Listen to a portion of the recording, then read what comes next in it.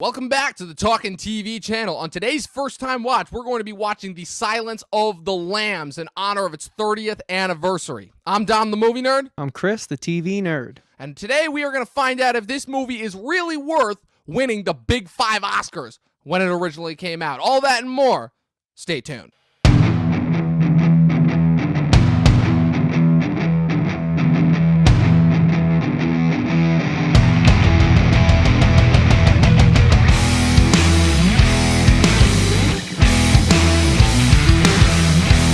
Creepy. Oh yeah, to say the least. I like it. It's a cool vibe. Not gonna lie, like the font for the titles is like kind of weak, but everything else so far is great. It's so very, that's my only issue. You know what it is? It's very true crime-ish. It's very true crime documentary-ish. Which again, like just the whole nature and just kind of the relationship of how this movie kind of spawned the legacy of like where we perceive true crime and kind of like our societies, or at least a couple years ago. I think it's died down a little bit, but like that obsession with serial killers it was following her in a very creepy way for that opening sequence, and it's obviously already very ambiguous, running through the woods, and it's like this sort of foggy. It's good. It set the tone nicely, you know? Yeah. So 90s. So fun fact. So originally Gene Hackman was going to adapt this film and star in it as her boss, who you're about to see, CIA, FBI, I've got to get my 3-letter government agencies correct, FBI director Jack Crawford, who is portrayed in here, as you're about to see, by Scott Glenn. Got enough guns? I love how this builds suspense. It's one of those clever movie tricks where it's like, how do you build up the fear of someone? Show everyone else scared shitless. He looks so wild. I love it. Oh, yeah. He's so creepy. It's the Joker before the Joker was a thing. Yeah, I can see that already. Wow, that's a good point. Uses the Leone thing. It does the super close-up with the eyes. I like how intelligent he is. It's really cool having him be this like professor who's brilliant. It's very interesting dynamic. This already is so compelling, man. I usually hate these kind of films and this like premise. I'm telling you, this is, you get the good ones, they step you a foot above. Why he did that, right? Why he made Miggs kill himself? Because he disrespected her. Yep. They do a very good job of establishing in this movie that of all the people for Jack Crawford to send in to play against Hannibal, she's the one that's actually got the chops to stick it out. Was this the same year as Candyman? No, that was 1 year later. This is the same year that This was the year though that Terminator 2 came out July 4th weekend and dominated the rest of the year. The pace is great so far too. I gotta say, like it's really got me locked in. Yeah, it's screenwriting and good storytelling at its foremost, in that it's perfectly paced. We're 20 minutes in. We're perfectly set up. We know exactly what our central conflict is. Cutting right to Tom Petty, huh? Yep.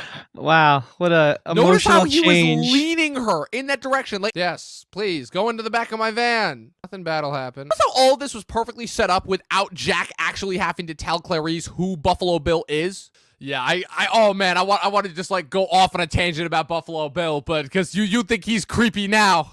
Oh man, just wait until you figure out what his serial killer kink is. Oh man, that like whenever a serial killer kills, it is the equivalent of an orgasm in their brain. I'm pretty sure this is also one of those movies that they almost rated X too. I could see that. It's subtle, but when it hits with those moments, it's I mean, now we're so used to it because we've become so inundated with content like that we're used to it. But back then, right? There's some pretty gruesome photography in this film. I'm not talking about cinematography. I'm talking about like the little photos that the FBI agents look at, like, and just like keeping in mind that, like, again, like this is the first movie of its ilk that's like. Not like again, because like horror movies, I'm not gonna say they were looked down upon, but horror movies have had a long way to climb in order to be considered like prestige. Like this one kind of had to masquerade itself as a procedural, and this movie just takes that and rips the Band-Aid off. Like again, props to this movie for pulling off what it does. Also very ahead of its time as far as the whole woman kind of making that step into a predominantly male world. Do you know what that stuff is they're wiping under their nose? Smelling salts. I think I'm super grateful for is the fact that this was made in 91, is that this was able to be made as a movie. Because if it were made now, it would be made as any one of the 1,000 different interchangeable Netflix series that we have. So true.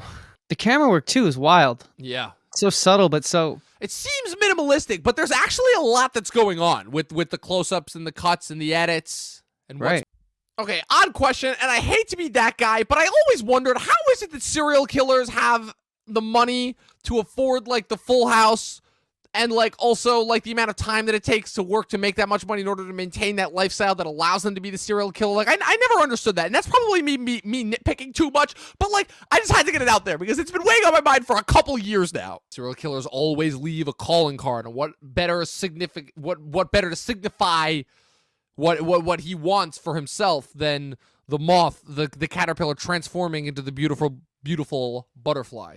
Yeah, that's the one thing that I like about these types of movies and properties, is that they always go out of the way to show how like the regular people can sometimes just be just as crazy as the perceived crazy people, if not crazier. I love when they do that.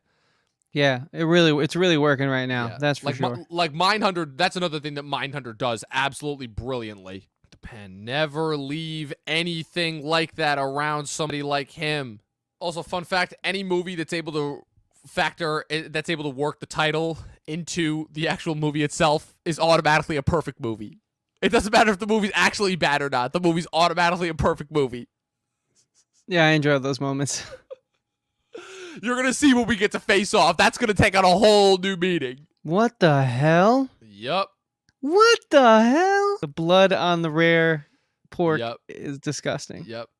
But of course, like I said, every single time, this is why Ozark sucked, because Ozark couldn't get away from this rule. Because every time you have blood splatter, you always have to include an extra a scene of the spatter just randomly hitting some objects. Another thing I miss about these types of movies, they're just like casually just in their PJs doing laundry while they're discussing this important FBI stuff. They're just being regular people too. I miss that. We don't get that in movies anymore. Human beings aren't allowed to actually be human beings in movies and TV shows anymore. I miss that. You know what guy's creepy when his name, you can't even have the S on the end. It's not even James, just Jame.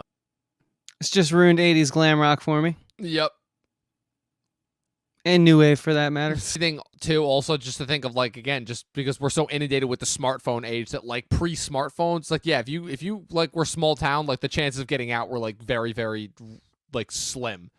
And also, the fact that if you were in that small town, you only knew what was going on in that small town. Would you go down there? Fuck no. That's what I'm saying. Are you kidding me? Brave. Are you kidding me? Absolutely not. I'm not that brave. They can use pop songs in order to like incorporate them into already suspenseful scenes in order to make them already suspenseful. It's cool about needle drops. There's so many different types of needle drop uses with modern day pop songs. She got him. Yep. Pretty cool, right?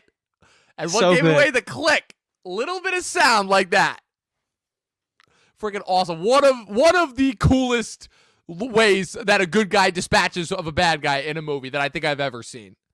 For real. That was awesome. Especially since it seems like he's got the upper hand at like every chance. I was literally just going to say he had such the upper hand. Yep.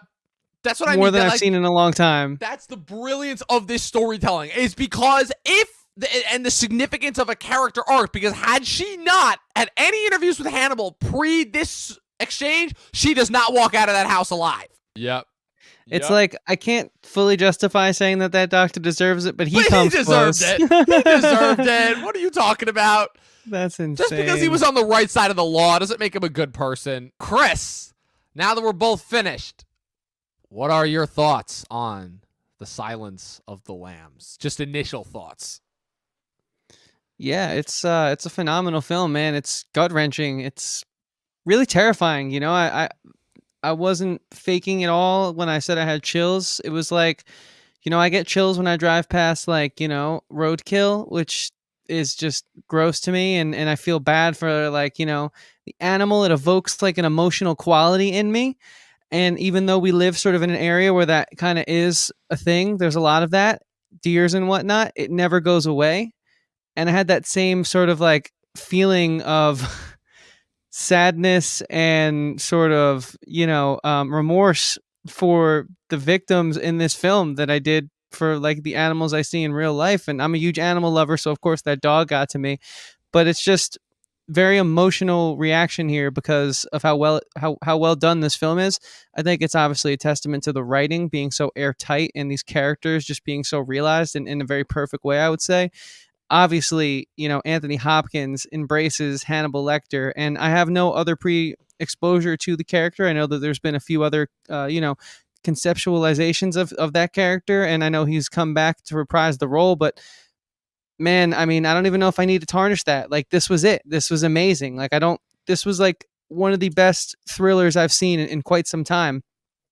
Dare I say, probably in my top thrillers list of all time, if I really went through and sort of tallied out what I've seen and went and ranked them and rated them. So, initial reaction, man, this was a phenomenal film. I totally see why it has the legacy it does.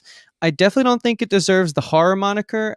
It's not a horror film. I understand the images are horrifying, but I think there's a distinction there, and I think, honestly, doesn't do it justice. I think it kind of takes away from it and kind of like ruins the overall sentiment of it, because I think that genres matter, and I think people are sort of victims of marketing, and I had a preconceived notion going in about this that it was going to be a little more wanky and a little more sort of zany, like a Scream, just because it was horror was thrown on there and not thriller. Whereas if thriller was thrown on there, I would have thought it would have been as mature and as realistically horrifying as what we got. So I loved it. I thought it was phenomenal.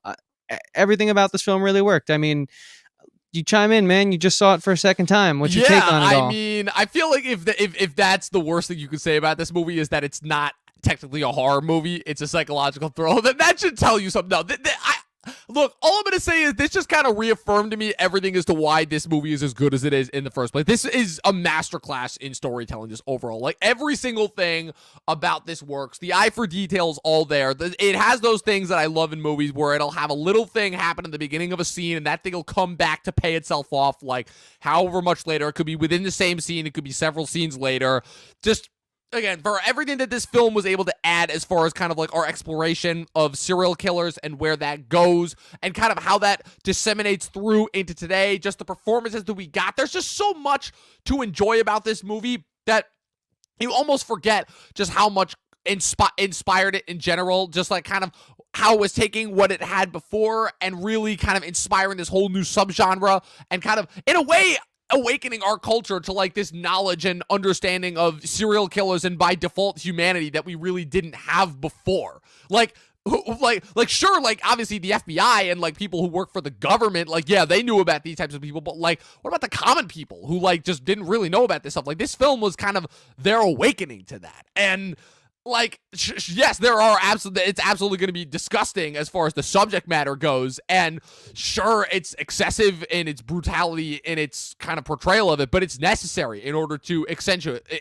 kind of make the viewers understand just what it is that the FBI and the cops have to deal with these types of people, and it has to make it understand that these types of people exist. Like, this to me is the role that film serves, and this to me is why these types of films in particular are so important. Like, I could go on all day about the brilliant technicals of this movie, but again, like, they've already been talked about and to death. Like, this movie is 30 years old. It's still arguably just as perfect as it was on the day that it came out, and just for how much it inspired. And honestly, it kind of makes me sad that Anthony Hopkins, to me, never topped this performance. I mean, obviously, again, this is one of those like kind of once in a lifetime performances, so obviously it was going to be hard to top, but like, it's really sad when, obviously, again, like, I see Anthony Hopkins kind of doing like the typical like old man fodder, for lack of a better word. You know, obviously, yeah, he's old, but like, he can still give like a really, really impressive meaty performance. And kind of the sadness for me comes from the fact that for his entire career, he really never had a role like this ever. Like, every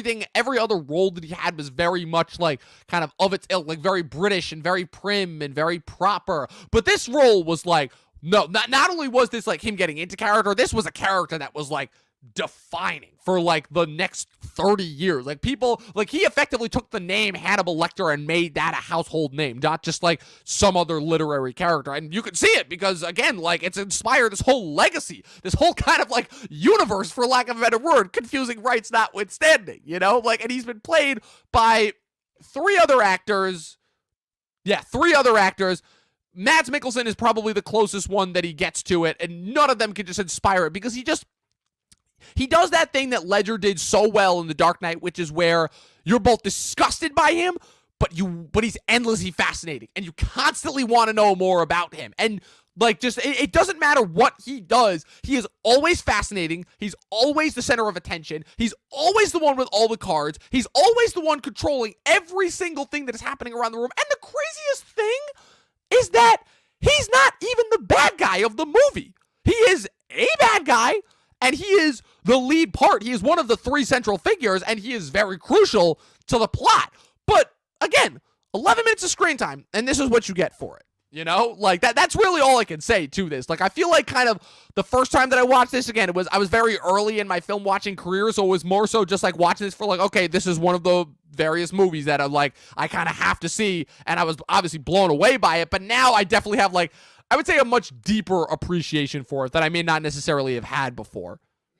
Yeah, totally, man. This film has like a depth of presence about itself that I haven't really seen in a long time, and I think it's definitely reaps the benefits of the best of its time, of its generation, you know, back when writing was the center point of films, and, you know, we weren't really trying to, you know, you had a great example there with the whole Ozark blood splatter for shock value versus, you know, the blood splatter on like the rare pork chops, which was just, that was character work, that was, you know, integral to the storytelling, and it said so much, you know, show not tell, principal foundations of filmmaking, but also being like so creative and so outside of the box. So while they sort of harken back to the, you know, I think sentiment of what makes filmmaking so great, it's not like they're like sitting there like mulling through pages of like a how-to film textbook. It just comes so natural to that generation and that time. And the more and more I go back, and the more well, not that I've always had a great knowledge, I think, of like, you know, older generational films compared to modern films, but the more that I study this under like the new ilk of what we do here on the show, the more I kind of confirm my suspicion that we lost something. And watching films like this just keep proving that. Like, I don't know where we went wrong. That I'm still kind of uncovering. Maybe that's my own detective story that I'm sort of working down, and you're helping me clearly do that by exposing me to these older films. But we lost something, and I don't know when or where, but we certainly did. It's the ability to make something seem so seamless, but like I'm noticing all these different things like within the shot composition, and I'm like, yeah, that means that just again, to quote Brian Koppelman for when he was on the Rewatchables podcast when he was talking about Godfather 2, specifically with the scene with Fredo, you know, the references to the scene of Fredo sitting in the chair in that movie, but like the scene with the lamb chops and the way that the camera pans down to show the blood splatter in order to reveal the effects of it. We don't need to actually notice how, again, when Hannibal is beating the guard to death, you don't actually need to see him beating the guard to death. You see the before and the after, and you get the same effect, and it feels just that much more so gruesome because you didn't actually see him beat him to death. Like, there was an artistry, and like somebody had to precisely make sure that those pieces of prop food were kept in that exact same position and to make sure that that actor was in that same position in order to make sure that that shot works, so that that effect could be achieved. And all those close-ups had to be so precisely done. Like, that's the stuff that I'm talking about when I mean, again, you have to be somebody like me in order to pick up on that, because a regular person is not going to pick up on that. But it just makes your kind of appreciation for the stuff that you love even more apparent. And I agree with you, it is something that has been lost, because again, while the vast amount of technology has certainly made filmmaking easier, it is definitely, there has been kind of the luster of it has been lost, most definitely. That's what I mean when I talk about the fact that the value of cinema has gone down tremendously, both because of digital filmmaking, because of obviously increase of special effects, and kind of all the things that were kind of already happening in the industry pre the Marvel kind of syndrome, and then kind of Marvel just effectively sped everything up. But that's what I mean when I talk about kind of, I guess for lack of a better word, we're putting on my boomer hat and saying that they don't make things like they used to. That's kind of what I mean whenever I'm talking about that. Yeah, I hear you, man. I agree with that too. It's movies like this just make it apparent. That's a fact. So shall we do ratings and my last question before we got into ratings was, oh, sure, do you think this deserved the big 5 Oscars that it won? Again, to just remind the audience, picture, director Jonathan Demme, actor for Anthony Hopkins, actress for Jodie Foster, and adapted screenplay for Ted Talley. Do you think this deserved all 5 of those? Again, I don't know offhand what the film was up against that year, but what I can say is that I clearly can see at least why it would be considered for almost every category of filmmaking, if not all of them, because it really is just a perfect film. I mean, the technicals, we spoke about it ad nauseum by this point in this first time watch, but yeah, I mean, again, I don't quite know offhand what it was up against, but I do think it's deserving, and it does not surprise me that it did win Big 5. If I'm remembering correctly, so you got Bugsy, which is a biopic about Benjamin Siegel, the mobster. starring Warren Beatty. You've got The Prince of Tides, which I'm pretty sure is like an Oscar Beatty movie starring Nick Nolte. You've got Beauty and the Beast was nominated for Best Picture, the first animated film to be nominated for Best Picture. And then the fifth choice, I'm gonna cheat and Google that right now. Sure. Yeah, maybe we have some more first-time watches to do, because all I've seen of that list so far is Beauty and the Beast, and I mean it's a bit difficult to compare JFK. those. That's right, JFK. Yeah, I can tell you this deserved it over all of them. All of them. Like, I'm not the biggest fan of Beauty and the Beast. Bugs Eating Prince of Tides to me have gone down as like very Oscar Beatty. And JFK, while certainly interesting, like almost every one of Oliver Stone's movies, also like every other one of Oliver Stone's movies is, with the exception of like Wall Street and a couple others, is very problematic. So, yeah. With that being said, star ratings, I'm not going to waste too much time. This is a 5-star movie. This is an absolutely perfect movie. Everything about this works from the beginning to the end, from the production design, the acting, the mise-en-scène, light, all the above. Everything that it takes to just make a good film works and is firing on 110%. This movie achieves the effect that it goes for. This movie is just as creepy, just as horrifying, just as filled with shock value. To me, this is why this is a further reaffirmation as to why I will never be able to take slasher movies seriously, because when I compare them to shit like this, those movies don't hold a candlestick. So yeah, perfect movie, 5 stars. Yeah, for sure, man. This is a 5 out of 5 for me as well. I mean, what more to say? I don't want to dilute sort of what I said about it. It's perfect. It's flawless. I mean, at least initially, first time, fresh eyes watching this thing, the only negative is that it's not longer. I could have sat there and watched it longer. It was really that good. See, that's the only place where I'm going to disagree with you, where I think this is the perfect length. That's it. That's the only thing that I really have to say to contribute to that. Let us know what you guys thought of Silence of the Lambs. If for whatever reason you guys decide to watch it, go back. If you haven't, I heavily recommend it. It is, as we just said, a perfect movie.